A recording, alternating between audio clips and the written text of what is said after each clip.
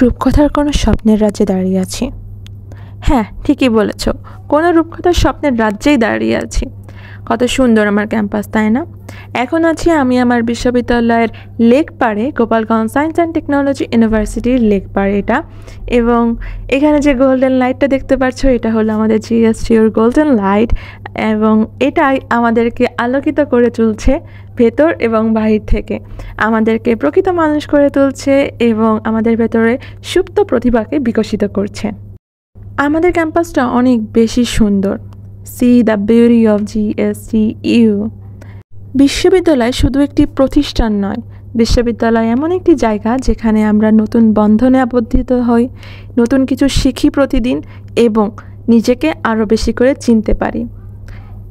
সকাল সকাল সবাই খেলায় মেতেছে এবং আমরা করছিলাম আমাদের ক্যাম্পাসকে ক্যাপচার।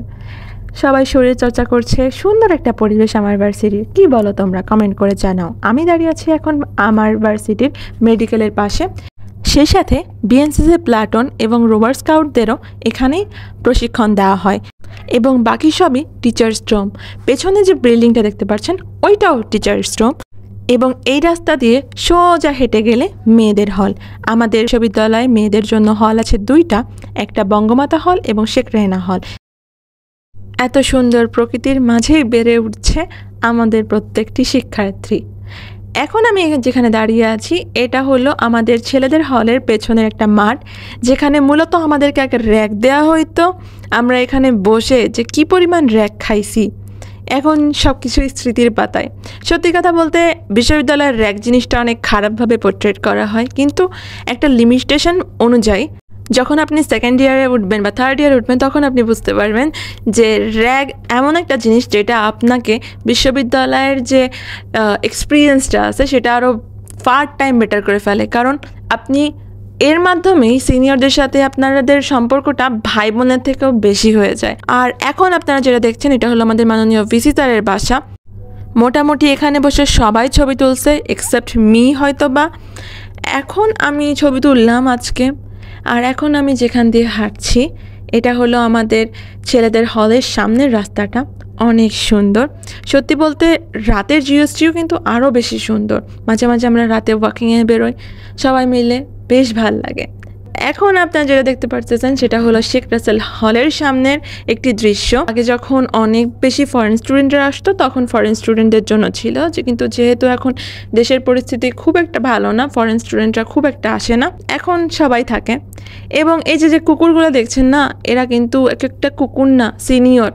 মানে ফার্স্ট ইয়ারে একটা কমন ডায়লগ থাকে যে ক্যাম্পাসের একটা কুত্তাও তোর থেকে সিনিয়র, সো কুকুরকে দেখলেও সালাম দিতে হবে। সো এগুলো একটা জিনিস যেগুলো একটা মাস্টারপিস। মানে যখন আমরা চলে যাবো ভার্সিটি থেকে তখনও মনে পড়বে যে এই কুত্তাটাও আমার সিনিয়র ছিল। So those are the things we never can forget about our university life. এই চত্বরটার নাম আমি আমার বন্ধুর কাছ থেকে শুনে নিচ্ছিলাম। তো এই চত্বরটার নাম হলো গান্ডু চত্বর। আই ডোন্ট নো ওয়াই, মানে এই পুরা সাইডটা ধরেই হলো ছেলেদের হল, তো খুব একটা মেয়েরা আসে না, তো এই সাইডে তারা নাম দিয়েছে গান্ডু চত্বর। I don't know why. এবং the road now you are watching, this is called California road. আর এটা এত বেশি সুন্দর, এর বিউটি বলে বোঝানোর মতন না। আপনাদের দাওয়াত থাকলো, আপনারা এসে ঘুরে যাবেন আমাদের ভার্সিটিতে। ক্যালিফোর্নিয়া রোড, এবং এই রোডে হাজারো স্মৃতি আছে, হাজারো গল্প আছে এবং হাজারো না পাওয়ার কষ্ট। এভাবেই বিশ্ববিদ্যালয়ের জীবনে আমরা সাস্টেইন করি, সারভাইভ করি। বিশ্ববিদ্যালয় কোনো প্লেস না ঘোরার জন্য, কিন্তু এই ধরনের প্লেসগুলোই আমাদেরকে আসলে সাহস যোগায় যে না, টিকে থাকতে হবে, টিকে থাকার লড়াই হারলে চলবে না, পড়াশোনা করতে হবে, নিজেকে অনেক দূরে নিয়ে যেতে হবে এবং নিজের বিশ্ববিদ্যালয়ের নামকে আরও উজ্জ্বল করতে হবে। সো এই ছিল আজকের জন্য। আল্লাহ হাফেজ।